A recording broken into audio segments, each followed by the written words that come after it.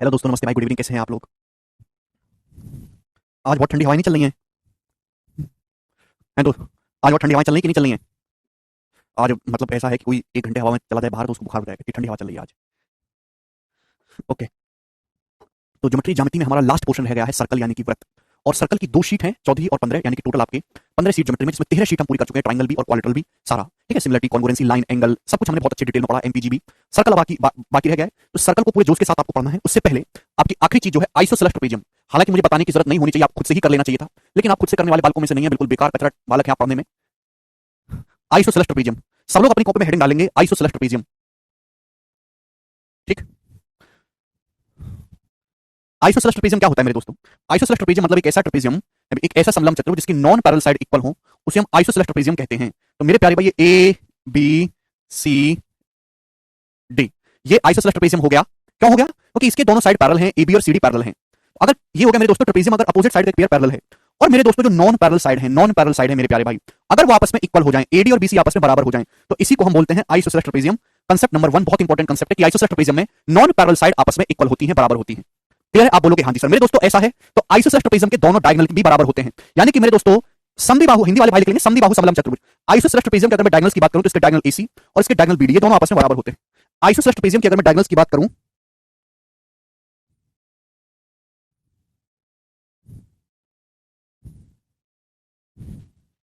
तो isosceles trapezium के दोनों डायगोनल्स आपस में बराबर होते हैं, यानी कि जो डायगोनल एसी की लंबाई होगी वही आपके डायगोनल बीडी की लंबाई होगी। डायगोनल एसी और डायगोनल बीडी इक्वल होते हैं। क्लियर है? ये बात सभी बच्चों को समझ में आ गई? आप बोलोगे हाँ जी सर, बिल्कुल सही, क्लियर है, एसी और बीडी बराबर होंगे। भाई आइसोसेलेस ट्रेपेजियम में एबीसीडी पैरेलल है, एडी और बीसी बराबर साइड है। देखो अगर ऐसा है दोस्तों, तो ये वाला एंगल थीटा है, तो ये एंगल भी थीटा होगा। है भाई दोस्तों, जब साइड एडी और साइड बीसी बराबर है, ये दोनों साइड समांतर है, तो इसका मतलब ये दोनों एंगल बराबर होंगे। आप बोलोगे हाँ जी सर, ये एंगल थीटा होगा। क्लियर है भाई? ये दोनों एंगल बराबर होंगे। आप बोलोगे हाँ जी सर, बिल्कुल सही। अब मैं आपको कितनी बार समझा चुका हूं कि अगर दो समांतर रेखाएं हैं, ये उनकी ट्रांसवर्सल लाइन है, तो इनका सम 180 डिग्री होगा। अगर एंगल थीटा है तो ये एंगल कितना बचेगा? 180 डिग्री माइनस थीटा। इन दोनों एंगल का सम हमेशा 180 डिग्री होता है, इंटीरियर एंगल्स का। ये साइड ए बी और सी डी पैरेलल है, ये एंगल थीटा है, तो ये एंगल कितना बचेगा? 180 डिग्री माइनस थीटा। आप बोलोगे हाँ जी सर, बिल्कुल सही, कोई दिक्कत नहीं है। ये वाला जो एंगल है 180 डिग्री माइनस थीटा होगा। ये थीटा है तो बच्चों ये वाला एंगल भी 180 डिग्री माइनस थीटा होगा, कि पैरेलल लाइन है, अपोजिट, इंटीरियर एंगल का सम 180 डिग्री होना चाहिए। तो कांसेप्ट क्या पता लगा? बताओ यहां से क्या कांसेप्ट पता लगा आपको? ये दोनों बेस एंगल बराबर होनी चाहिए, क्योंकि ये एंगल बराबर नहीं होंगे तो एडी बीसी टेढ़ी मेढ़ी होंगी, इक्वल नहीं हो पाएंगी। ठीक है दोस्त? आप बोलोगे हाँ जी सर। तो यहां से आपको ये पता लगा कि आइसोसेलेस ट्रेपेजियम के आमने सामने के एंगल का सम 180 डिग्री है। आइसोसेलेस ट्रेपेजियम में angle A plus angle C बराबर आ गया मेरे दोस्तों angle B plus angle D के। इसका मतलब मेरे प्यारे भाई, आमने सामने के एंगल का सम 180 डिग्री है। और किसी भी, देखो ए और सी का सम 180 डिग्री हो गया, बी और डी का सम 180 डिग्री हो गया। अगर किसी भी क्वाड्रेटल के आमने सामने के एंगल का सम 180 डिग्री हो गया, तो इसका मतलब ये हुआ कि वो एक साइक्लिक क्वाड्रेटल है। साइक्लिक क्वाड्रेटल आप समझते हैं? साइक्लिक क्वाड्रेटल एक ऐसा चतुर्भुज होता है जिसके चारों वर्टेक्स सर्कल की परिधि पे हो, उसको हम साइक्लिक क्वाड्रेटल कहते हैं। और साइक्लिक क्वाड्रेटल में आमने सामने के एंगल का सम 180 डिग्री होता है, यानी कि मेरे दोस्तों की आइसोसेलेस ट्रेपेजियम हमेशा एक साइक्लिक क्वाड्रेटल होता है। Every isosceles trapezium every isosceles trapezium is a cyclic quadrilateral. Every isosceles trapezium is a cyclic quadrilateral. Every isosceles trapezium is a cyclic quadrilateral. Every isosceles trapezium is a cyclic quadrilateral. Every isosceles trapezium is a cyclic quadrilateral. Her isosceles trapezium एक cyclic quadrilateral होता है। आप बोलोगे जी sir, बिल्कुल सही, बात समझ में आ गई। दोस्तों इस बात का उल्टा भी ट्रू है कि अगर आप किसी सर्कल के अंदर एक ट्रेपेजियम बनाओगे तो हमेशा वो isosceles trapezium बनेगा। Trapezium inscribed in a circle, trapezium trapezium inscribed in a circle, trapezium inscribed in a circle, trapezium inscribed in a circle will always be isosceles trapezium. एक एक कंसेप्ट को पूरे डिटेल में बता रहा हूं। 9वीं क्लास का सिलेबस है, 9वीं में भी आपने नहीं पढ़ा होगा, ना आपको पढ़ाया गया होगा। ठीक है भाई? 9वीं में पढ़ लेते तो आज कम से कम धुंधली यादें तो याद होती। Trapezium inscribed in a circle will always be isosceles trapezium. बात समझे कि नहीं समझे? ये दोनों ही बातें मेरे दोस्तों ट्रू हैं। कहने का मतलब है कि अगर सर्कल के अंदर आप एक ट्रेपेजियम बनाओगे तो हमेशा isosceles trapezium होगा। अगर आप एक सर्कल के अंदर ट्रेपेजियम बनाओगे, सर्कल के अंदर ट्रेपेजियम बनाने की कोशिश करोगे तो हमेशा वो एक आइसोसेलेस ट्रेपेजियम होगा मेरे दोस्तों, आइसोसेलेस। तो मेरे दोस्तों ये दोनों साइड पैरेलल है, ये एंगल थीटा, ये एंगल 180 डिग्री माइनस थीटा हो जाएगा, कि साइक्लिक है। तो ये भी थीटा, ये भी 180 डिग्री माइनस थीटा, और ऐसा हो गया तो कैसा बन गया? ये तो आइसोसेलेस ट्रेपेजियम बन गया। तो दोनों ही बातें मेरे दोस्तों सत्य हैं। क्लियर? फिर से देख लीजिए कि जितने भी आइसोसेलेस ट्रेपेजियम है सभी साइक्लिक क्वाड्रिलेटरल होते हैं, और आप सर्कल के अंदर एक ट्रेपेजियम बनाओगे तो ट्रेपेजियम हमेशा ही एक आइसोसेलेस ट्रेपेजियम बनेगा। मतलब मेरे दोस्तों ये जो है आपका इस तरीके से है। ठीक है जी? सभी बच्चों को बात समझ में आ गई? आप बोलोगे जी सर, बिल्कुल सही, बात एकदम क्लियर है। तो आइसोसेलेस ट्रेपेजियम में एक ऐसा ट्रेपेजियम जिसकी नॉन पैरेलल साइड की लंबाई, साइड एबीसीडी की तो पैरेलल है, नॉन पैरेलल साइड आपस में बराबर हैं। ठीक है? डायगोनल एसी और डायगोनल बीडी जो हैं एक दूसरे के इक्वल होते हैं। अभी बेस एंगल इक्वल होंगे, एंगल बी के बराबर, एंगल सी एंगल डी के बराबर। आमने सामने के एंगल का सम चूंकि 180 डिग्री हो गया, इसलिए आइसोसेलेस ट्रेपेजियम एक साइक्लिक क्वाड्रिलेटरल है। और आप सर्कल के अंदर एक ट्रेपेजियम बनाओगे तो वो ट्रेपेजियम आइसोसेलेस ट्रेपेजियम बनेगा। आप बोलोगे जी यहां तक क्लियर है? ये बात समझ में आ गई? शिवाकांत, हिंदी में बोल रहा हूं, हिंदी में ही, कि प्रत्येक समद्विबाहु समलंब चतुर्भुज एक चक्रीय चतुर्भुज होता है। बोल तो रहा हूं हिंदी में। सर्कल के अंदर अगर आप एक समलंब चतुर्भुज बनाएंगे तो समद्विबाहु समलंब चतुर्भुज होगा, आइसोसेलेस ट्रेपेजियम होगा। नहीं गजेंद्र, क्लियर है? आप बोलोगे हाँ जी सर बिल्कुल क्लियर है। ठीक है जी। अब इस पे बेस एक छोटा सा जैसे कॉन्सेप्ट मैं आपसे और बताता हूं लास्ट। ठीक है दोस्त, अब जैसे मैंने आपके सामने इस प्रकार से एक आइसोसेलेस ट्रेपेजियम बनाया, मैंने आपके सामने एक आइसोसेलेस ट्रेपेजियम बनाया इस प्रकार से A B C D isosceles trapezium है जिसमें ए बी सी डी के इक्वल पैरेलल है। भाई ये साइड ए है तो ये साइड बी है। आप बोलोगे हाँ जी सर बिल्कुल सही, कोई प्रॉब्लम नहीं। और ये एडी और बीसी बराबर है, ये दोनों साइड बराबर है, एडी और बीसी इक्वल है। यहां तक किसी भी बच्चे को कोई डाउट है नहीं।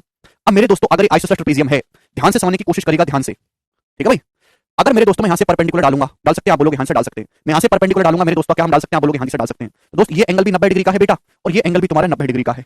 यहां तक क्लियर? आप बोलोगे जी सर बिल्कुल क्लियर है। तो मैं आपसे कहना चाह रहा हूं कि भैया ये साइड ए है आइसोसेलेस ट्रेपेजियम और ये साइड बी है, पैरेलल साइड है। अगर ये बी है मेरे दोस्तों तो ये लेंथ भी बी होगी। भाई अगर ये बी है तो इसके सामने की लेंथ भी बी होगी। आप बोलोगे हाँ जी सर बिल्कुल सही, ये वाली लेंथ भी बी ही होगी। अब आपके सामने यहाँ पे दो राइट एंगल ट्रायंगल दिखाई दे रहे हैं। भाई ये एंगल भी थीटा, ये एंगल भी थीटा है, एंगल एंगल भी तो बराबर है। ये दोनों राइट एंगल ट्रायंगल एक दूसरे के कॉन्ग्रुएंट सर्वांग सम हुए कि नहीं हुए? ये दोनों राइट एंगल ट्रायंगल कॉन्ग्रुएंट हो गए कि नहीं हो गए? मैं इसको नाम देता हूं, सपोज ये लेंथ पी है, ये लेंथ क्यों है, पी क्यों है? ये दोनों राइट एंगल ट्रायंगल कॉन्ग्रुएंट है भाई, दोनों राइट एंगल हैं, ये थीटा और दोनों का हाइपोटेनस सेम है, 90 डिग्री के सामने हाइपोटेनस सेम। आप बोलोगे हाँ जी सर दोनों राइट एंगल ट्रायंगल कॉन्ग्रुएंट है। अगर कॉन्ग्रुएंट है तो ये दोनों लेंथ इक्वल होंगी कि नहीं होगी? ये दोनों लेंथ बराबर होंगी कि नहीं होगी? आप बोलोगे हाँ जी सर ये दोनों लेंथ बराबर होगी, इसमें कोई भी दिक्कत नहीं है, ये दोनों लेंथ बराबर होगी। यानी कि मेरे दोस्तों चाहे एपी हो चाहे आपका क्यू भी हो, ये दोनों ही लेंथ इक्वल होगी। बात एकदम क्लियर है मेरे प्यारे भाई। अब ये ट्रेपेजियम की बच्चों ये वाली साइड ए है, ये बी है, ये दोनों लेंथ बराबर है, तो ये दोनों लेंथ कितनी होंगी भाई? अगर आप ए, ये पूरी साइड ए है, ये बी है, ए माइनस बी घटाओ, ए में से बी घटाएंगे भाई, ये ए है, ये बी बचा कितना, ए माइनस बी, और दोनों बराबर है, आधा आधा हो जाएगा, ए माइनस बी बटे 2। तो ये लेंथ भी ए माइनस बी बटे 2 होगी, ये लेंथ भी ए माइनस बी बटे 2 होगी। ये बात समझ में आई? आइसोसेलेस ट्रेपेजियम ही होगा कपिल। अरे कुछ तो बोलो, बोलते क्यों नहीं हो भाई?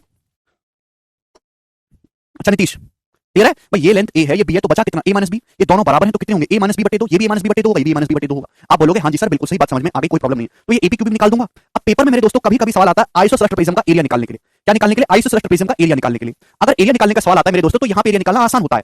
आप इसको पूरा ट्रेपेजियम का एरिया मत निकाल लो, मैं इस ट्रायंगल को मैं यहाँ से छुटा के यहाँ पे शिफ्ट कर सकता हूँ। आप बोलोगे हाँ जी सर भाई इस राइट एंगल ट्रायंगल को मैं अगर यहाँ से हटा लूं, यहाँ से छुटा के मेरे दोस्तों यहाँ शिफ्ट कर सकता हूँ। आप बोलोगे हाँ जी सर बिल्कुल सही कह रहे हैं, आप इसको यहाँ से उठा के बिल्कुल यहाँ शिफ्ट कर सकते हैं, बिल्कुल इसके ऊपर फिट हो जाएगा। इस राइट एंगल ट्रायंगल को मेरे प्यारे भाई मैं यहाँ से हटा देता हूँ, मेरे दोस्तों बात समझे, उठा के मैं यहाँ पे शिफ्ट कर देता हूँ, तो क्या बन गया मेरे दोस्तों? एक रेक्टेंगल बन गया, रेक्टेंगल बन गया कि नहीं बन गया? आप बोलोगे जी सर बिल्कुल सही, कोई दिक्कत नहीं है। तो अगर मुझे इस आइसोसेलेस ट्रायंगल का एरिया निकालना है तो मैं इस रेक्टेंगल का एरिया निकालूंगा कि मुझे इसकी लंबाई पता है, मुझे इसकी चौड़ाई पता है, रेक्टेंगल बन गया कि नहीं बन गया? आयत भाई ये एंगल 90 डिग्री है, ये एंगल भी 90 डिग्री है, अभी पैरेलल लाइन है, ये भी 90 ये भी 90, आमने सामने की साइड बराबर है। अगर आइसोसेलेस ट्रायंगल का एरिया निकालना होगा तो मुझे इस रेक्टेंगल का एरिया निकालना होगा बस, जो कि इजीली निकल जाएगा लंबाई गुणा चौड़ाई करके। आप बोलोगे हाँ जी सर बिल्कुल सही। अगर मुझे आइसोसेलेस ट्रायंगल का डायगोनल निकालना हो, सपोज डायगोनल, तो भाई ये आइसोसेलेस ट्रायंगल का डायगोनल है, ये डायगोनल है। आप बोलोगे हाँ जी सर ये डायगोनल है आइसोसेलेस ट्रायंगल का बीडी। अगर मुझे आइसोसेलेस ट्रायंगल का डायगोनल निकालना है बीडी, तो मैं इस रेक्टेंगल का डायगोनल निकाल दूंगा, केवल रेक्टेंगल के डायगोनल का फॉर्मूला आप जानते हैं, मैं रेक्टेंगल का डायगोनल निकाल दूंगा तो आइसोसेलेस ट्रायंगल का एरिया आ जाएगा। तो ये कांसेप्ट सभी को क्लियर हो गया? तो ये सारी थ्योरी और इसमें कुछ ज्यादा है नहीं मेरे दोस्तों। आइसोसेलेस ट्रेपेजियम क्या होता है अभी, क्या हम उस पे सवाल को जल्दी करने के लिए लगाएंगे? अब इस पे सवाल करते हैं, जल्दी से निपटाओ। सवाल नंबर 62 बनाओ। सर मेरा ग्रेजुएशन जून 2023 तक।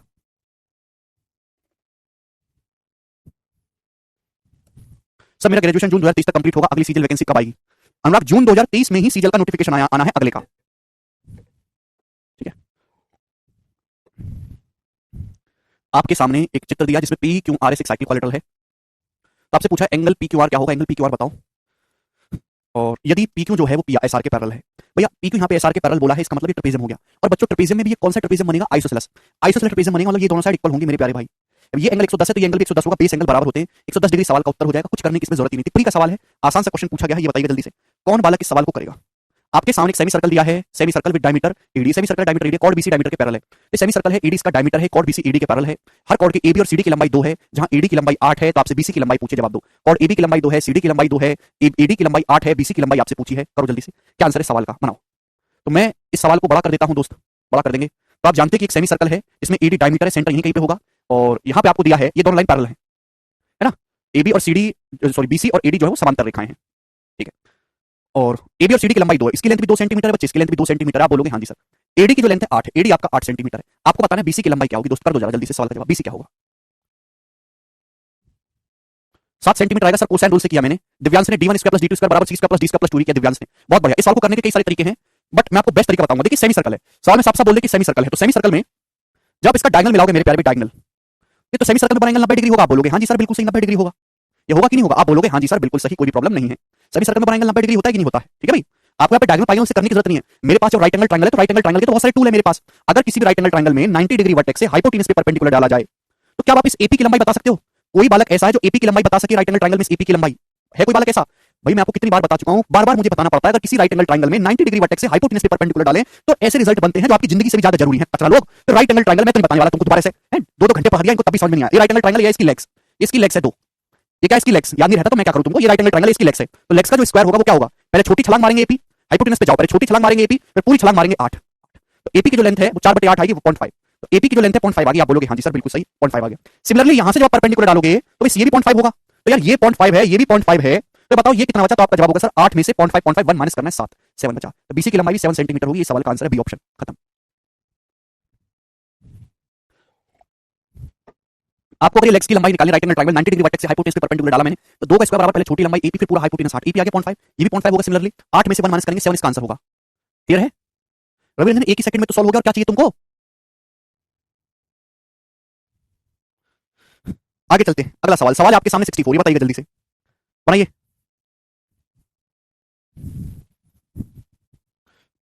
Next question.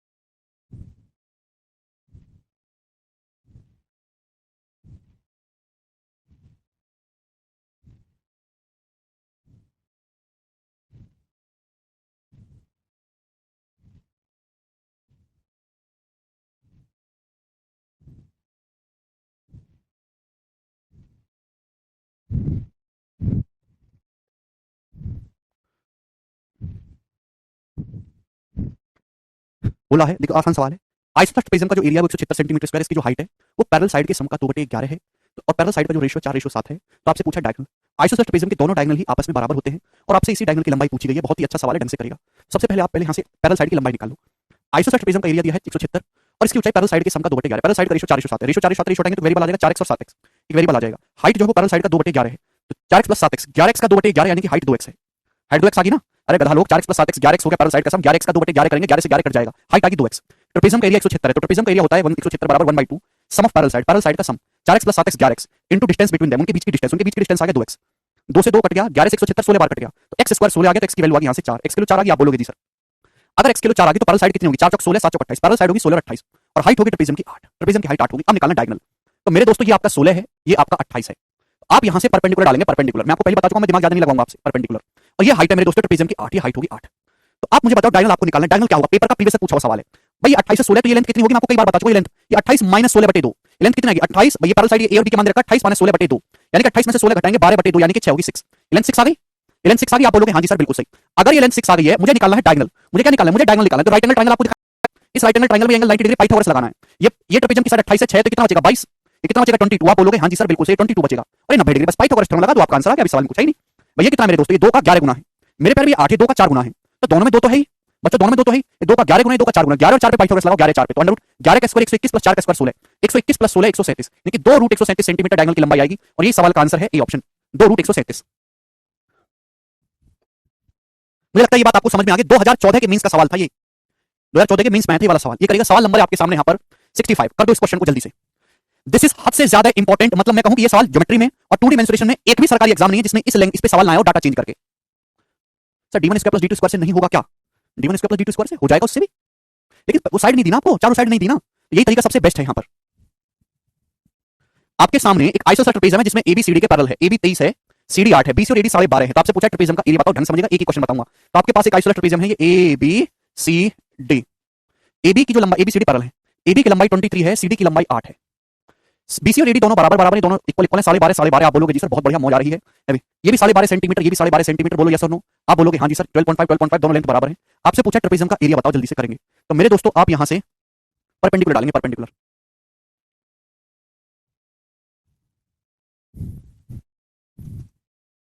12.5। ठीक है दोस्तों, यहां से आप क्या करते हैं, इस पे परपेंडिकुलर डालते हैं। ये आप मेरे दोस्तों यहां से परपेंडिकुलर डालते हैं। ये तो कांसेप्ट मैंने आपको सिखाया है। आप बोलोगे हाँ जी सर, हाइट पता लग जाए तो सॉल्व हो जाएगा। अब ये दोनों लेंथ बराबर बराबर होंगी, ये पी क्यू, मैंने पी क्यू मान ली, दोनों लेंथ बराबर बराबर होंगी, कितनी कितनी होंगी जवाब दो। तो आपका जवाब होगा सर दोनों लेंथ बराबर है 23 माइनस 8/2, यानी कि 15/2। ये भी 7.5 हो गया मेरे दोस्तों, ये भी 7.5 हो गया। या समझ बात समझ में आ गई? आप बोलोगे हाँ जी सर आ गई। ये कितना आएगा, ये कितना आएगा, हाइट कितनी आ जाएगी, पाइथागोरस से हाइट निकल जाएगी ना, 90 है, 90 डिग्री के सामने। भाई ये 2.5 का 5 गुना है, 2.5 का 3 गुना है, तो 2.5 का 4 गुना आ जाएगा, 10 हाइट 10 आ गई। इस ट्रेपेजियम की हाइट कितनी आएगी, 10 पाइथागोरस से। अब कुछ तो बोला करो कभी जिंदगी में, कुछ तो बोल दो गधो हैं। रेशियो लेंगे 2.5 का 5 गुना है, 2.5 का 3 गुना है, तो 2.5 का 4 गुना आ गई 10। ट्रेपेजियम का एरिया निकालना है।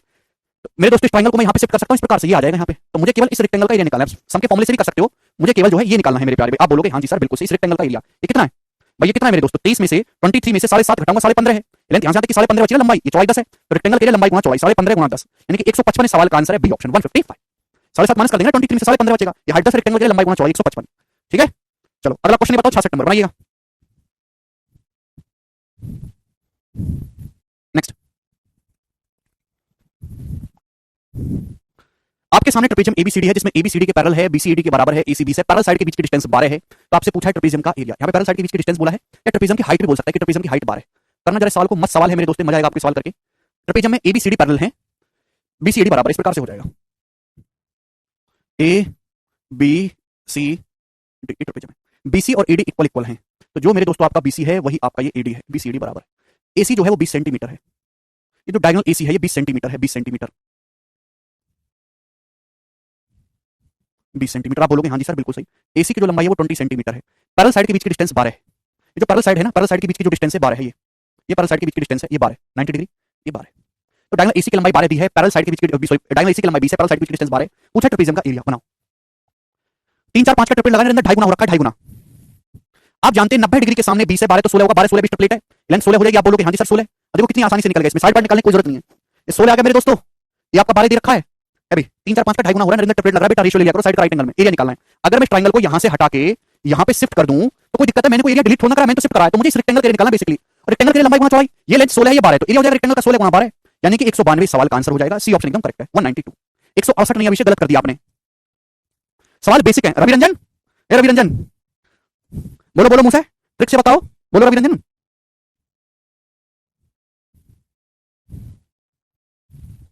तो राइट एंगल का कंसेप्ट लगाएंगे स्वाति, ठीक है भाई। चलिए दोस्तों ये बताइएगा, सवाल नंबर आपके सामने 67 करो।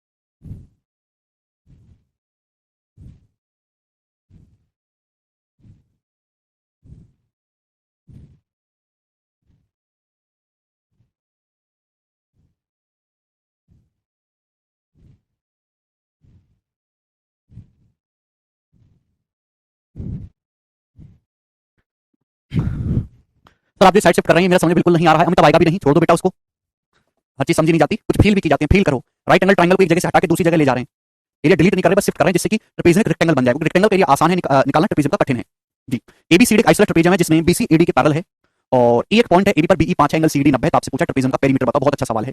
एबीसीडी का आइसोलेट ट्रेपेजियम बीसीडी के पैरेलल है, तो बीसी पैरेलल लेना है आपको, इस प्रकार से ले लेते हैं, ए बी सी डी, ये हो गया ठीक है, दोनों पैरेलल है। ई जो है साइड ए बी का मिड पॉइंट है, तो ये जो ई है मेरे दोस्तों ये साइड ए बी का मिड पॉइंट है, ठीक है। बी 5 यूनिट, बी की जो लंबाई है दोस्तों 5 है, 5 बी की लंबाई 5 है, और एंगल सीईडी 90 है। ये जो एंगल सीईडी है ये 90 यूनिट है, आप इसको यहां से मिलाओ अभी, ये और ये जो एंगल बन रहा है एंगल सीईडी ये 90 यूनिट है, 90 डिग्री, 90 डिग्री है एंगल सीईडी। तो आपसे पूछा ट्रेपेजियम का पेरीमीटर, जवाब दो जल्दी से क्या आएगा।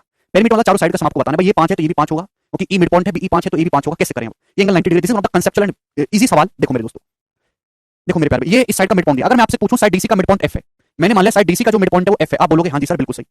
मिड पॉइंट जो है ये एफ है। आप बोलोगे हाँ जी कोई दिक्कत नहीं है, अगर ये 5 है, ये 5 है तो ये भी 5 होगा मेरे दोस्तों, ये भी 5 होगा। आप बोलोगे हाँ जी सर होगा, तो यही क्योंकि आइसोसेलेस ट्रेपेजियम है बेटा, आइसोसेलेस ट्रेपेजियम में तो ये 10 है तो ये भी 10 होगा, ये इसका मैंने मिड पॉइंट मान लिया अपनी मर्जी से। अगर इस राइट एंगल को ध्यान से देखो सीडी को, हाइपोटेनस है, ये हाइपोटेनस का मिड पॉइंट है, हाइपोटेनस के मिड पॉइंट को अपोजिट वर्टेक्स से मिलाएंगे मेरे दोस्तों, तो सर्कम रेडियस नहीं होगी, ये भी 5 आएगी कि नहीं आएगी? आप बोलोगे हाँ सर भी 5 आएगी। किसी भी राइट एंगल ट्रायंगल में हाइपोटेनस के मिड पॉइंट को अपोजिट वर्टेक्स से मिलाते तो सर्कम रेडियस तीनों लेंथ बराबर होती है, हाइपोटेनस का आधा, हाइपोटेनस का आधा 5 है तो ये भी 5 होगा, आइसोसेलेस ट्रेपेजियम बोला, इसलिए मेरे दोस्तों नॉन पैरेलल साइड बराबर होगी, सवाल खत्म। पेरीमीटर होता है चारों साइड का सम, ये साइड 10 है, ये साइड 10 है, 10 और 10 तो 20 हो गया। अगर किसी भी ट्रेपेजियम में दो साइड के मिड पॉइंट है, ये मिड पॉइंट है तो एवरेज होगा पैरेलल साइड का एवरेज 5 होगा। अरे भैया अगर किसी भी ट्रेपेजियम में नॉन पैरेलल साइड के मिड पॉइंट को मिलाया जाए तो ये लाइन एवरेज होगी, ईएफ जो होगा एडी और बीसी का एवरेज होगा पैरेलल साइड का एवरेज। अगर ईएफ की लंबाई 5 है, पैरेलल साइड का एवरेज 5 है, तो पैरेलल साइड का सम कितना होगा 10, इन दोनों पैरेलल साइड का सम 10 होगा 10, तो ये 20 है, 5 5 10 और 10 20, पैरेलल साइड का सम 10 है, पूरा पेरीमीटर 20 और 10 30 सेंटीमीटर आ गया, 30 सेंटीमीटर सवाल का आंसर था, ऑप्शन नंबर बी करेक्ट है। 37.5 कैसे बता रहे थे आप लोग, कुछ भी बोलते हैं, बिल्कुल बेसिक सवाल था।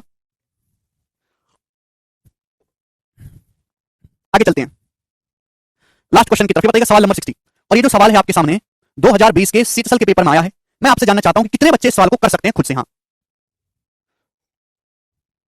जिनको नहीं समझ में वो लेक्चर बंद कर दो, दोबारा से ट्रेपेजियम की थ्योरी पढ़ो। ट्रेपेजियम की नॉन पैरेलल साइड के मिड पॉइंट को जो मिलाएंगे वो लेंथ पैरेलल साइड का एवरेज होती है, अगर पैरेलल साइड का एवरेज 5 है तो पैरेलल साइड का सम 10 होगा। लेक्चर पूरी तरीके से बंद कर दो, गधो कुछ नहीं पढ़ते तुम लोग, आ जाते मुंह उठा के। जब तुम पिछली बातें पढ़ के नहीं आते तो अगली क्लास में क्यों आते हो? आपके सामने चित्र दिया गया, चित्र स्केल से ड्रॉ नहीं है, angle DAB plus angle CBA 90 है, एंगल डीएबी यानी कि ये वाला एंगल और एंगल सीबीए यानी कि ये वाला एंगल, इन दोनों एंगल का सम 90 है, 90 डिग्री है। बीसी और एडी बराबर है, बीसी और एडी बराबर है, ये बीसी एडी बराबर है, एबी की लंबाई 20 है, एबी 20 है, सीडी 10 है, सीडी आपका 10 है, सीडी 10 है। तो आपसे पूछा स्क्वालिटर का एरिया बताओ, ये सवाल है, और इस सवाल में कुछ भी नहीं बोला गया, करो जल्दी से बताओ।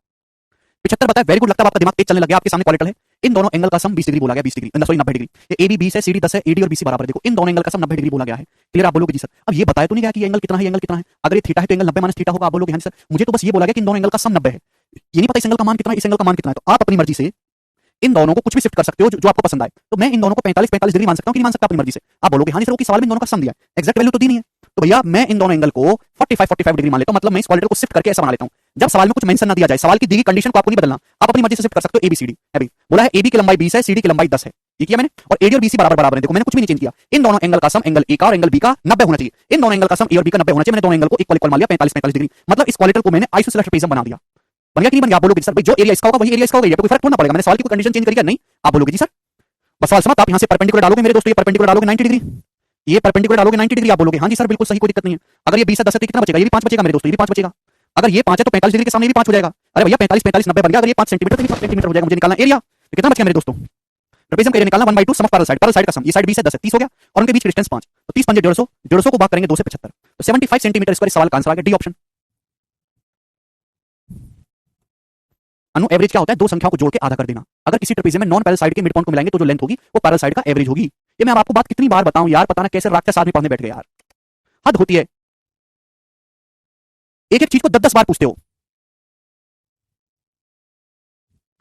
एक तरीका है शिफ्टिंग, कि आप अपनी मर्जी से सवाल की कंडीशन को ना बदले हुए कहीं भी शिफ्ट कर सकते हो। सवाल में आपको क्या दिया? सवाल में आपको इन दो एंगल का सम दिया है 90 डिग्री। अब ये तो आपसे नहीं बोला गया ये एंगल कितना है, एंगल कितना है, बस ये बोल दिया कि मेरे दोस्तों एंगल का सम 90 होना चाहिए। तो भाई अब हम अगर थीटा 90 माइनस थीटा करेंगे तो कैलकुलेशन बहुत बड़ी होगी, तो आप अपनी मर्जी से दोनों एंगल के सम वैल्यू को कुछ मान लो। मैंने 45 डिग्री मान लिया, 45 ही क्यों माना? कैलकुलेशन कम रहे, इसलिए मैंने 45 डिग्री ही माना, ठीक है ना। ये 45 डिग्री, ये 45 डिग्री, क्योंकि ये एक आइसोसेलेस ट्रेपेजियम बन जाएगा और एरिया निकालना इजी रहेगा। मानना भी है तो वो चीज मानो जहां कैलकुलेशन आसान रहे। अरे कोई कार लेनी है तो बढ़िया लो, बढ़िया जो है माइलेज देगी, अच्छी सुविधा रहेगी। तो ऐसे ही अगर आपको सवाल को अपनी मर्जी से मोल्ड करना ही है, चोरी करो तो बड़ी करो, छोटी का क्या फायदा? सर जी 5 कैसे होगा? 15 होगा। रोशन ऐसा घुसा मारूंगा कि सारा रोशन अलग अलग हो जाएगा। ये 10 है कचरा और ये 20 है, कितनी बार मैं बता चुका हूं, ये 10 है 20 है तो ये दोनों लेंथ इक्वल होंगी, 20 - 10/2, 20 - 10/2, 5 5। सीक्सेल का सवाल है, आप पेपर में करना चाहते हो विद इन सेकंड तो आपको ऐसे ही करना होगा, अदरवाइज ये सवाल पेपर में होने वाला नहीं है। ये 40 साल पुराना ओलंपियाड का सवाल है जो गूगल से सर्च करके एग्जामिनर ने आपके पेपर में दे दिया। इंटरनेशनल अवार्ड मिलते हैं ऐसे सवालों को सॉल्व करने के, हर साल होता है वर्ल्ड लेवल पे। गूगल से सर्च करके सवाल एग्जामिनर ने आपके पेपर में डाल दिया, क्योंकि काफी पुराना था। अगर आप इनको टेक्निक से नहीं करोगे तो आप पेपर में कर ही नहीं पाओगे। 90-45-45 होता है, 90-45-45 यार, राइट एंगल ट्रायंगल 90-45-45 बन गया। 45-45 में आमने सामने के लेग्स इक्वल होते हैं, आइसोसेलेस राइट एंगल बन गया कोने में। छोड़ो तुम्हारे बस की नहीं, आगे बढ़ जाओ, तुम्हारे बस की नहीं है। डाउट की दुकान कचरा, घर से पढ़ के भी आ जाया करो कभी जिंदगी में, कभी घर से भी पढ़ के आ जाया करो हैं?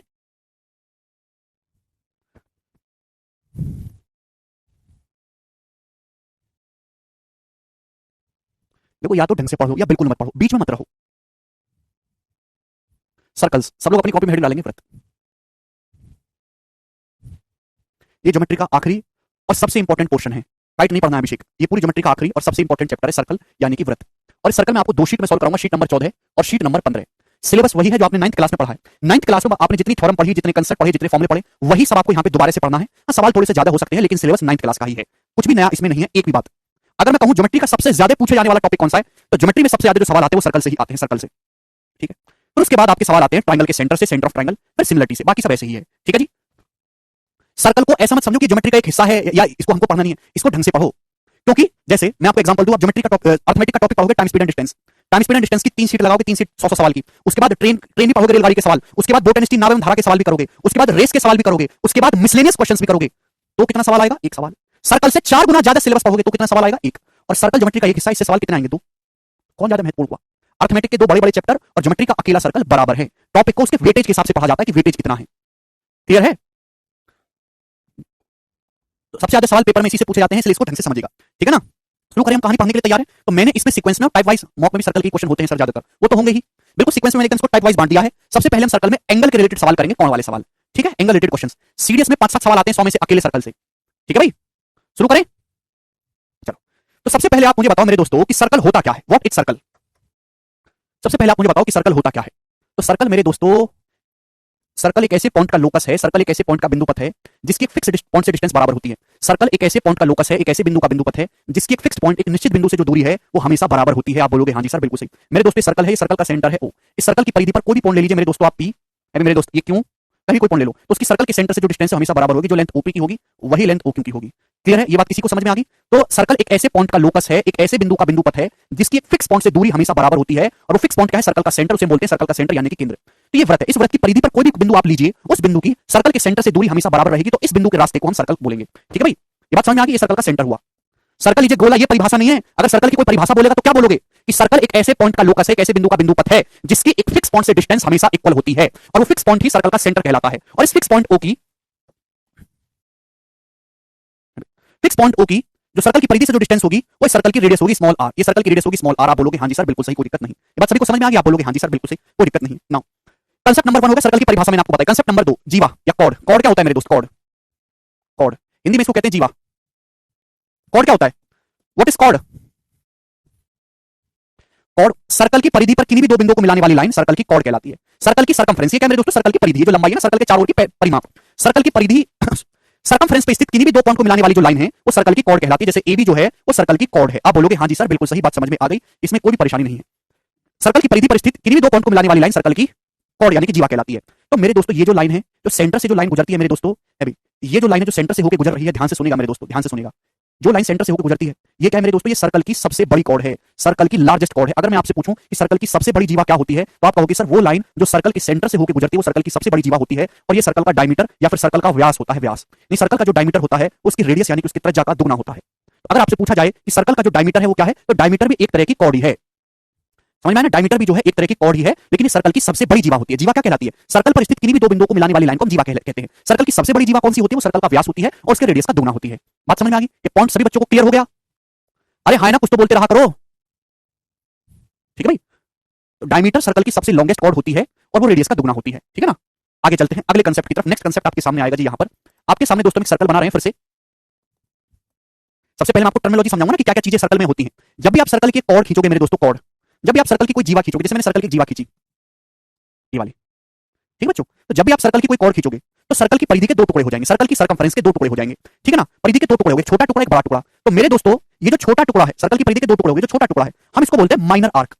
माइनर आर्क हिंदी में इसको बोलते हैं लघु चाप, छोटा चाप। ठीक है ना? आप बोलोगे हाँ जी सर। और मेरे दोस्तों एक हो जाएगा ये आपका बड़े वाला स्टूडेंट, एक हो जाएगा ये आपका बड़े वाला। तो जब भी आप सर्कल की कोई जीवा खींचते हैं तो दो टुकड़े हो जाते हैं, छोटा एक बड़ा मेरे दोस्तों। ठीक है ना? बात समझ में आई? आप बोलोगे हाँ जी सर समझ में आ गई है ये तो। जो छोटा वाला चाप होगा परिधि के दो टुकड़े होंगे उसे माइनर आर्क बोलेंगे, और जो बड़ा होगा मेरे दोस्तों इसे मेजर आर्क बोलेंगे। इसकी लंबाई क्या होगी? Major arc. हिंदी में इसको हम कहते हैं दीर्घ चाप। बात समझ में आई? तो सवाल में जब मैं आपसे माइनर आर्क या मेजर आर्क बोलूं तो आप तुरंत समझिएगा मैं किसके बारे में बात कर रहा हूं। आलोक बोल पूछ रहे हैं आर्क क्यों बोलते हैं? आलोक, तुमको आलोक क्यों बोलते हैं? भुजादीप क्यों नहीं बोलते? है भाई, तुम मोमबत्ती क्यों नहीं बोलते? आलोक, शर्म कर लो, शर्म कर लो थोड़ी सी।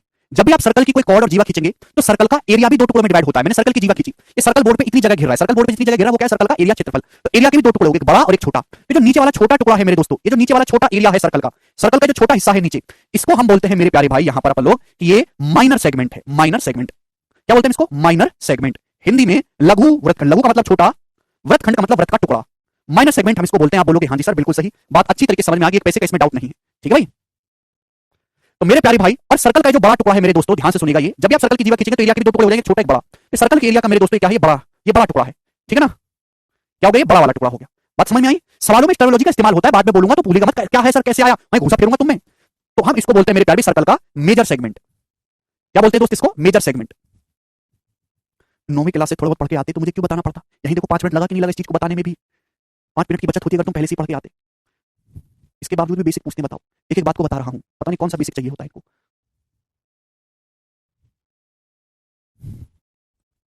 ठीक है भाई, क्लियर है? तो कंसेप्ट क्या हुआ कि अगर आप सर्कल के अंदर कोई जीवा खींचेंगे, सबसे पहले तो जीवा सर्कल के किन्हीं भी दो पॉइंट को मिलाने वाली जो लाइन है वो सर्कल की जीवा कहलाती है। जीवा सर्कल की परिधि के दो टुकड़े करती है, छोटे बड़े, छोटा चाप माइनर आर्क, बड़ा चाप मेजर आर्क। क्लियर है? एरिया के भी दो टुकड़े हो जाते हैं, छोटा बड़ा, तो छोटे को हम माइनर सेगमेंट बोलते हैं, जो बड़ा है हम उसको मेजर सेगमेंट बोलते हैं। ठीक है जी, आप बोलोगे हाँ जी बिल्कुल सही, बहुत बढ़िया। बच्चा अगर 9वीं पढ़ने से क्या मिलता, अब टॉप करेंगे गुरुजी, वाह बेटे वाह। बेटा 9वीं पढ़ने से क्या मिलेगा, ये बालक, ये लाइन वो लड़के कहेंगे जिनको सरकारी नौकरी नहीं चाहिए, जिनको करना है कोई खुद का बिजनेस, चोरी, कोई और काम करना है जिसमें पढ़ाई की आवश्यकता ना हो, जिनके अंदर कोई स्किल्स हो, जिन्हें एक्टर बनना हो, फिल्म में जाना हो, वीडियो एडिटिंग का काम करना हो, फोटोग्राफर बनना हो, व्लॉगर बनना हो, यूट्यूबर बनना हो, जिनके अंदर कोई स्किल हो, बोलचाल की भाषा हो, और जिनको केवल सरकारी नौकरी ही चाहिए, तो ये बात बोलने के हकदार नहीं है। जैसे कि आप लोग जिनके अंदर कोई स्किल, कोई एक्स्ट्रा टैलेंट नहीं है। ये बात समझ में आई? आप बोलोगे हाँ जी बिल्कुल सही बात, एकदम क्लियर है। नेक्स्ट तो ये हो गया कॉर्ड। अब आप अपनी कॉपी में हेडिंग डालो secant line. Secant line, next concept secant line. Hindi में हम इसको कहते हैं दोस्त छेदक रेखा। हिंदी में हम इसको क्या कहते हैं, छेदक रेखा। सवालों में टर्म इस्तेमाल होगी ना सीकेंट लाइन, पर आप पूछोगे सर क्या है सीकेंट लाइन। पहले मैं आपको टर्मिनोलॉजी समझा रहा हूं कि जैसे आपके सामने सर्कल है, तो सर्कल के बाहर किसी पॉइंट से, सर्कल के बाहर किसी बिंदु पॉइंट से खींची गई एक ऐसी लाइन मेरे दोस्त, जो सर्कल को दो बिंदुओं पर काटती हुई जाए, उसको हम सीकेंट लाइन कहते हैं। जैसे कि मेरे दोस्तों यहाँ पे ये जो लाइन है पीएबी, ये जो लाइन है मेरे दोस्तों पीएबी, एक सीकेंट लाइन, एक छेदक रेखा है, तो सर्कल के बाहर पॉइंट पी से खींची गई, तो जो टोटल लेंथ है ये सीकेंट लाइन है। क्लियर बात समझ में आ गई? आप बोलोगे जी सर बिल्कुल सही, कोई तकलीफ नहीं है। पॉइंट नंबर 3 मेरे दोस्तों, tangent line. Tangent line, tangent line Hindi वाले भाई लिख लेंगे दोस्तों स्पर्श रेखा। टेंजेंट लाइन हिंदी वाले भाई क्या लिख लेंगे, स्पर्श रेखा। लिख लोगे ना स्पर्श रेखा, स्पर्श रेखा। तो मेरे दोस्त आपके सामने ये सर्कल है, तो टेंजेंट लाइन का क्या मतलब होता है, एक ऐसी लाइन मेरे प्यारे भाई, एक ऐसी लाइन जो सर्कल को केवल एक ही पॉइंट पर टच करती हुई जाए, एक ही बिंदु पर स्पर्श करती हुई जाए, उसे हम सर्कल की टेंजेंट लाइन, स्पर्श रेखा कहते हैं। एक ऐसी लाइन मेरे दोस्तों जो सर्कल को केवल एक ही पॉइंट पी पर टच करती हुई जाए, उसे सर्कल की टेंजेंट लाइन या फिर स्पर्श रेखा कहते हैं। जैसा कि यहां पे दिखाया गया कि एक ऐसी लाइन है मेरे दोस्तों जो सर्कल को केवल एक ही पॉइंट पे टच करती हुई जा रही है, सर्कल की टेंजेंट लाइन हम बोलेंगे। ठीक है, और जिस पॉइंट पे ये लाइन सर्कल को टच करती है, उस पॉइंट को हम बोलते हैं, जैसे पॉइंट पी पर सर्कल को टच करी लाइन, इसको हम बोलते हैं tangential point. Tangential point, tangential point Hindi में हम इसको कहेंगे स्पर्श बिंदु। हिंदी में हम इसको क्या कहेंगे दोस्त, स्पर्श बिंदु। एक ऐसी लाइन जो सर्कल को केवल एक ही पॉइंट पे टच करता हुआ आए, ठीक है भाई, उसे हम टेंजेंशियल लाइन कहते हैं, और जिस पॉइंट पे लाइन सर्कल को टच करेगी उसे टेंजेंशियल पॉइंट कहते हैं, स्पर्श बिंदु। अब यहां से बहुत इंपॉर्टेंट कंसेप्ट मैं आपको बता रहा हूं मेरे दोस्तों, ये सर्कल का सेंटर ओ, ये सर्कल का सेंटर ओ मेरे प्यारे भाई। ठीक है, बात समझ आई? ये है सर्कल की रेडियस। क्लियर? आप बोलोगे जी सर, तो सर्कल की रेडियस है भाई, सर्कल की रेडियस कौन से, टेंजेंशियल पॉइंट को सेंटर से मिलाने वाली जो रेडियस है, और टेंजेंट लाइन के बीच में ये जो एंगल बनता है हमेशा 90 डिग्री का होगा। This angle will always be 90 degree. आप बोलोगे हाँ जी सर बिल्कुल सही बात, एकदम करेक्ट है। इसमें किसी बच्चे को समस्या, भाई किसी भी सर्कल की स्पर्श रेखा और उसकी टेंजेंट लाइन और रेडियस के बीच में 90 डिग्री का एंगल बनता है, कौन सी रेडियस, रेडियस कौन सी लेनी है, टेंजेंशियल पॉइंट को सेंटर से मिलाने वाली जो लाइन है, ये वाली सर्कल की रेडियस लेनी है, ये 90 डिग्री होगा। इसको प्रूफ करने की जरूरत नहीं है कि अगर 90 डिग्री ना होकर कोई और हुआ तो लाइन होगी टेढ़ी, और जब टेढ़ी होगी तो सर्कल के अंदर घुसेगी, और सर्कल के अंदर घुसेगी तो एक पॉइंट से ज्यादा जगह काटेगी, फिर वो टेंजेंट नहीं बचेगी। टेंजेंट तभी हो सकती है जब लाइन बिल्कुल सर्कल पे 90 डिग्री पे टच होती जाए। ठीक है भाई, कोई प्रॉब्लम? सर एक बार बैक कीजिए, बैक कर दिया देख मैंने, ये सेकंड लाइन है दोस्त, सीकेंट टी है ये, सीकेंट लाइन। ठीक है भाई, ये हो गया, ये हो गया। सभी को बात समझ में आ गई? क्लियर? तो सर्कल की टेंजेंट लाइन और उसकी रेडियस के बीच में कितने डिग्री का एंगल बनता है, 90 डिग्री का एंगल बनता है। तो सारी बातें थी, मैंने आपको समझाई कि टेंजेंट लाइन क्या होता है, ये क्या होता है, वो क्या होता है। अब इस पे बेस हम छोटे छोटे कंसेप्ट समझेंगे। हाँ जी विशाल, ठीक है ना। Concept number 1, concept number first, ठीक है, और ये सारे ही कंसेप्ट इसमें सवालों में लगेंगे। सबसे पहले एंगल वाले सवाल करवाऊंगा ना मैं आपको मेरे दोस्तों, जैसे आपके सामने ये सर्कल है, सर्कल, अच्छा, अगर आप सर्कल की कोई कॉर्ड खींचोगे मेरे दोस्तों, सर्कल की कॉर्ड है एबी, ये सर्कल की जीवा है बच्चों एबी, और मेरे दोस्तों सर्कल का सेंटर है पॉइंट ओ। तो सवाल है, सर्कल के सेंटर से कॉर्ड पे डाला गया परपेंडिकुलर, सर्कल के सेंटर से अगर आप कॉर्ड पे परपेंडिकुलर डालेंगे मेरे प्यारे, अगर आप सर्कल के सेंटर से कॉर्ड पे परपेंडिकुलर डालेंगे तो कॉर्ड को बाइसेक्ट करता है। अगर आप सर्कल के सेंटर से कॉर्ड पे परपेंडिकुलर डालेंगे कॉर्ड पे, तो कॉर्ड को जीवा को बाइसेक्ट करेगा, एपी और पीबी बराबर बराबर हो जाएगा। कंसेप्ट है मेरे दोस्तों आपके सामने, सर्कल के सेंटर से कॉर्ड पे डाला गया परपेंडिकुलर कॉर्ड को बाइसेक्ट करता है। कुछ बच्चे कहेंगे सर क्यों होता है, किस लिए होता है, तो वो भी आप समझ सकते हैं कि भाई मेरे दोस्तों, अगर मैं यहां पे ओ से ए को मिलाऊं और ओ से बी को मिलाऊं, ओ से ए को मिलाऊं और ये ओ से बी को मिलाऊं मेरे दोस्तों, आप बोलोगे जी सर बिल्कुल सही, तो ये भी सर्कल की रेडियस है, ये भी सर्कल की रेडियस है, दोनों बराबर हैं, आप बोलोगे हाँ जी सर बिल्कुल बराबर है। ये भी 90 डिग्री का एंगल है, ये भी 90 डिग्री का एंगल है, तो दोनों राइट एंगल ट्रायंगल आपको दिखाई दे रहे हैं। दोनों राइट एंगल ट्रायंगल कॉन्ग्रुएंट नहीं होगी आरएचएस की प्रॉपर्टी से, दोनों का हाइपोटेनस सेम है, दोनों राइट एंगल है, साइड ओपी कॉमन है, तो दोनों राइट एंगल ट्रायंगल कॉन्ग्रुएंट होंगे। कॉन्ग्रुएंट होने की वजह से जो लंबाई एपी की होगी वही लंबाई पीपी की होगी। हो गया। इसका उल्टा भी ट्रू है, इसका उल्टा ट्रू क्या, अगर आप किसी कॉर्ड के मिड पॉइंट को, अगर आप किसी जीवा के मध्य बिंदु को किसी कॉर्ड के मिड पॉइंट को सेंटर से मिलाओगे, ये जो लाइन होगी ओपी, ये कॉर्ड एबी पे परपेंडिकुलर होगी। क्लियर है? बात समझ में आ गई? आप बोलोगे हाँ जी सर बिल्कुल सही, बात क्लियर है एकदम। आगे चलें, नेक्स्ट कंसेप्ट। इसका उल्टा भी ट्रू है। कॉर्ड के मिड पॉइंट को सेंटर से मिलाओगे तो जो लाइन होगी, ओपी जो लाइन होगी वो एबी पे, कॉर्ड एबी पे परपेंडिकुलर लंब होगी। ठीक है? कंसेप्ट क्या था कि सेंटर से कॉर्ड पे परपेंडिकुलर डालेंगे तो कॉर्ड को बाइसेक्ट करेगा, समद्विभाजित करेगा, दो बराबर बराबर टुकड़े करेगा, एपी जो है पीबी के बराबर होगा। कंसेप्ट नंबर 2, 10 जहीन सेकंड। ठीक है भाई, क्या है कंसेप्ट नंबर 2? मैंने आपके सामने एक सर्कल बनाया है दोस्त, सर्कल। अगर सर्कल के अंदर दो इक्वल लंबाई की कॉर्ड है, बराबर लंबाई की जीवा है, अगर किसी सर्कल के अंदर मेरे प्यारे भाई दो इक्वल लंबाई की कॉर्ड है, अगर सर्कल के अंदर दो इक्वल लंबाई की कॉर्ड है, ये हो गया मेरे दोस्तों सर्कल का सेंटर, तो सर्कल के सेंटर पे बराबर एंगल बनाएंगे। ध्यान सुनिएगा मेरे दोस्तों, ये कॉर्ड एबी है और ये कॉर्ड जो है वो सीडी है। ठीक है भाई? अगर सर्कल के अंदर दो इक्वल लंबाई की कॉर्ड खींचे मेरे दोस्तों, एबी जो है यदि एबी सीडी के बराबर है, अगर सर्कल के अंदर दो इक्वल लंबाई की कॉर्ड है तो सर्कल के सेंटर पे बराबर एंगल बनाएंगे। यानी कि मेरे दोस्तों ये जो एंगल एओबी होगा, ये जो एंगल एओबी होगा और ये जो एंगल सीओडी होगा, ये दोनों एंगल बराबर बराबर होंगे। यानी कि ये एंगल थीटा तो ये एंगल भी थीटा होगा। अगर कॉर्ड एबी और कॉर्ड सीडी की लंबाई इक्वल है, दो बराबर लंबाई की जीवाएं सर्कल के सेंटर पे बराबर एंगल बनाती हैं। अगर दो जीवाओं की लंबाई बराबर है तो एंगल एओबी वो सेंटर पे बराबर एंगल बनाएंगे, एंगल सीओडी इक्वल होगा। क्यों इक्वल होगा? क्या आप अच्छी तरीके से जानते हैं कि यहाँ पे दोनों ट्रायंगल कॉन्ग्रुएंट बन जाएंगे। कैसे मेरे दोस्तों? ये भी आर होगा, ये भी आर होगा, ये भी आर होगा, ये भी आर होगा। आप बोलोगे हाँ जी सर बिल्कुल सही। जब तीनों साइड बराबर होगी, रेडियस रेडियस रेडियस, और मेरे दोस्तों यहाँ पे एबीसीडी बराबर है तो कॉन्ग्रुएंट हो जाएंगे, सर्वांग से एंगल बराबर होगा। और बराबर लंबाई की जो कॉर्ड है ये सेंटर से बराबर डिस्टेंस पर होंगी। इक्वल लंबाई की ये जो कॉर्ड है सेंटर से बराबर दूरी पर होंगी, सेंटर से बराबर दूरी पर। मैं आपसे कहूं इस कॉर्ड सीडी की सेंटर से डिस्टेंस है, सीडी से डिस्टेंस है। आप बोल मैं इस कॉर्ड एबी की सेंटर से डिस्टेंस है, सेंटर एबी से डिस्टेंस है। क्लियर है? आप बोलोगे हाँ जी सर बिल्कुल सही। ये लेंथ ओपी मान लेता हूं, मैं इस लेंथ को ओक्यू मान लेता हूं, तो ओपी और ओक्यू भी बराबर बराबर होगा। दो बराबर लंबाई की जो जीवाएं वो सर्कल के सेंटर से बराबर दूरी पर होती है। इक्वल लंबाई की जो कॉर्ड है वो सेंटर से इक्वल डिस्टेंस पर होती है। भाई दो बराबर लंबाई की जो जीवाएं हैं वो सर्कल के सेंटर से बराबर दूरी पर होंगी, जो ओपी होगा वही ओक्यू होगा। ठीक है? आसान सी बात है, ज्यादा इंपॉर्टेंट नहीं है दोस्त। आगे चलते हैं, नेक्स्ट नेक्स्ट कंसेप्ट सब लोग अपनी कॉपी में देखेंगे। कंसेप्ट नंबर है मेरे दोस्तों आपके सामने यहां पर थर्ड, कंसेप्ट नंबर थर्ड। आगे चलें। सेम आर्क में बने एंगल इक्वल होते हैं मेरे दोस्तों। सेम आर्क में बने एंगल को छोड़ो, सेंटर पे बना कोण सर्कमफ्रेंस पे बने कोण का दुगना होता है। सेंटर पे बना कोण सर्कमफ्रेंस पे बने कोण का दुगना होता है। सेंटर पे बना कोण सर्कमफ्रेंस पे बने कोण का डबल होता है मेरे दोस्तों। क्लियर है? मैंने आपके सामने सर्कल बनाया, सर्कल का सेंटर ओ है, सर्कल का सेंटर ओ है। आप कोई भी आर्क ले लो मेरे दोस्तों, मैं प्रूफ पहले ही करवा चुका हूं सर्कम सेंटर में, दोबारा से प्रूफ बिल्कुल नहीं करवाऊंगा, रोते रहो तुम। ये सर्कल का कोई भी आर्क ले लो, मैंने आर्क ले लिया एबी, ये आर्क ले लिया मैंने एबी। आप बोलोगे हाँ जी सर, इस आर्क एबी द्वारा परिधि पे कहीं भी कोई एंगल बना लो, कहीं भी कोई एंगल बना लो सर्कल की परिधि पे, कहीं भी आपको पसंद है, मैंने ये एंगल बना लिया। अगर ये एंगल थीटा है तो सेंटर पे डबल एंगल बनेगा। सेंटर पे जो एंगल बनेगा ये दुगना होगा, दो थीटा। आप बोलोगे हाँ जी सर बिल्कुल सही। सेंटर पे बना कोण सर्कल की परिधि पे बने कोण का हमेशा डबल होता है, दुगना होता है। मैंने जैसे एग्जांपल के लिए सर्कल का आर्क ले लिया एबी, तो इस आर्क एबी द्वारा परिधि में कहीं भी कोई एंगल बनाओ थीटा, तो सेंटर पे डबल बनेगा, two theta. Very very important, हद से ज्यादा इंपॉर्टेंट कंसेप्ट है मेरे दोस्त। केवल ऐसा नहीं कि चित्र ऐसा ही हो, ध्यान से समझिएगा, इसमें बच्चे गलती करते हैं। अगर आप सर्कल का ये वाला आर्क ले लेते हो, ये वाला आर्क बड़ा वाला, ये वाला आर्क ले लेते हो आप सर्कल का, ये वाला, ये आर्क ए, ये बी। ठीक है? ये बात समझ में? आप बोलोगे हाँ जी सर समझ में आ गई, कोई दिक्कत नहीं। अब इस आर्क ए बी द्वारा ये सर्कल का हो गया सेंटर, इस बड़े आर्क, इस आर्क ए बी द्वारा सर्कल की जो बची सर्कमफ्रेंस, मैंने वाला आर्क ले लिया बड़ा वाला, इस आर्क ए बी द्वारा जो सर्कल की बची हुई सर्कमफ्रेंस है उसमें कहीं भी कोई एंगल बना लो जहां आपको पसंद आए। मैंने ये एंगल बना लिया मेरे दोस्तों अल्फा, ये एंगल अल्फा। तो सेंटर पे कितने डिग्री का एंगल बनेगा? सेंटर पे मेरे दोस्तों डबल एंगल बनेगा। यहां पर सेंटर पे कितने डिग्री का एंगल बनेगा? आप बोलोगे हाँ जी सर सेंटर पे डबल एंगल बनेगा मेरे दोस्तों 2 अल्फा, ये है अल्फा, तो सेंटर पे डबल एंगल बनेगा 2 अल्फा। तो सर्कल के किसी भी आर्क द्वारा परिधि पे जितना कोण बनता है अल्फा, सेंटर पे उसका डबल एंगल बनता है ये 2 अल्फा। आप बोलोगे हाँ जी सर बिल्कुल सही, बात एकदम करेक्ट है, मस्त तरीके से यहां पर समझ में आ गई। ये अल्फा, ये 2 अल्फा। ठीक है ना? तो मैंने सर्कल के बड़ा चाप ले लिया, मेजर आर्क, इस मेजर चाप द्वारा कहीं भी सर्कल की बची परिधि में एंगल बना लो तो सेंटर पे उसका डबल एंगल बनेगा। अगर ये अल्फा है तो सेंटर पे इसी चाप द्वारा 2 अल्फा एंगल बनेगा। क्लियर? कोई तकलीफ? सर प्लीज पिछला स्लाइड दिखा दीजिए। क्या देखना है पिछली स्लाइड में? जल्दी जल्दी उतारा करो, इतना टाइम नहीं होता। हाँ 2 अल्फा ऊपर की तरफ होगा, ऊपर की तरफ। ठीक है ना? आर्क की तरफ रहेगा, इसलिए मैं आपको चित्र से समझा रहा हूं। फर्स्ट में उल्टा रहे तो क्या उल्टा रहे? उल्टा दी तो करवा दिया। नेक्स्ट कंसेप्ट, कंसेप्ट नंबर है आपके सामने यहां पर 4। सेम आर्क में बने एंगल बराबर होते हैं। कंसेप्ट नंबर 4, सेम आर्क में बने एंगल बराबर होते हैं। सेम आर्क में बने एंगल बराबर होते हैं। सेम आर्क में, सेम आर्क में बने एंगल बराबर होते हैं। सेम आर्क में आप बोलोगे हाँ जी सर बिल्कुल बराबर होंगे, सेम आर्क में बने एंगल। ठीक है दोस्त, यहां तक कोई समस्या? सेम आर्क में बने एंगल बराबर होते हैं। ठीक है जी? तो ये आपके सामने सर्कल है मेरे दोस्तों, इस सर्कल की परिधि पर दो पॉइंट है ए और बी, ए बी। ठीक है ना? ये सर्कल का एक आर्क है ए बी। ये बात सभी बच्चों को समझ में आई? आप बोलोगे हाँ जी सर ये सर्कल का आर्क है ए बी। इस आर्क ए बी द्वारा सपोज ये एंगल मेरे दोस्तों थीटा बन रहा है, ये एंगल थीटा, ये ब्लैक एंगल थीटा बना है, थीटा।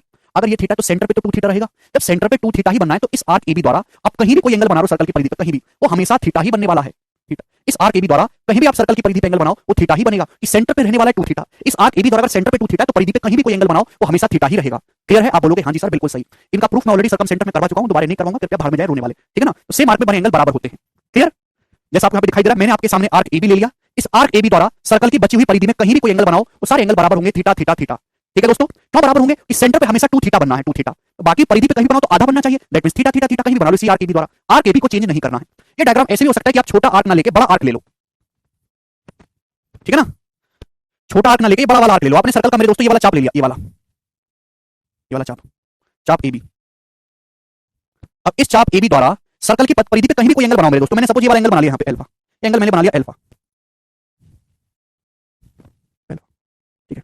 तो इसी चाप AB द्वारा मेरे दोस्तों ये एंगल भी बनेगा यहाँ पे अल्फा, सेम परिधि पर एंगल बराबर होंगे सेम आर्क द्वारा। इसी चाप AB द्वारा सर्कल की परिधि में कहीं भी कोई आप एंगल बनाओ, ये एंगल भी मेरे दोस्तों यहाँ से अल्फा ही होगा, अल्फा, ठीक है। सेम आर्क पे बने एंगल हमेशा बराबर होंगे। इसी मेजर आर्क AB द्वारा सर्कल की बची परिधि में कहीं भी कोई एंगल बनाओ तो वो अल्फा अल्फा अल्फा ही आएगा। जब तुम करने लायक हो जाओगे संजय। अरुण कहने सर मेंस के क्वेश्चन लगाया जाए तो प्री तो अपने आप हो जाएगा ना। अरुण पहले मेंस के क्वेश्चन लगाने से पहले प्री के सवाल तो कर लो, 9वीं क्लास तो हुई नहीं तुमसे ढंग से और डायरेक्ट मेंस का सवाल लगाओगे, इतनी बुद्धि दी है क्या तुमको? तो सेम आर्क में बने एंगल बराबर होते हैं। सभी को बात समझ में आ गई, क्लियर है? आप बोलोगे हाँ जी सर ये बात एकदम क्लियर है, एक भी पैसे का इसमें डाउट नहीं है।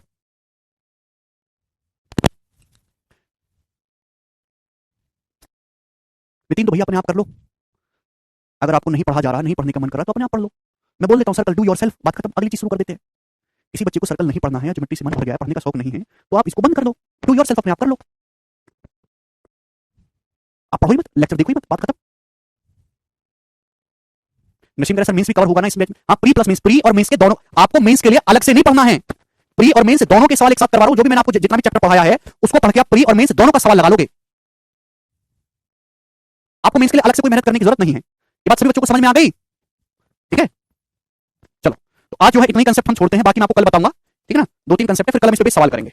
चलो फिर बाय।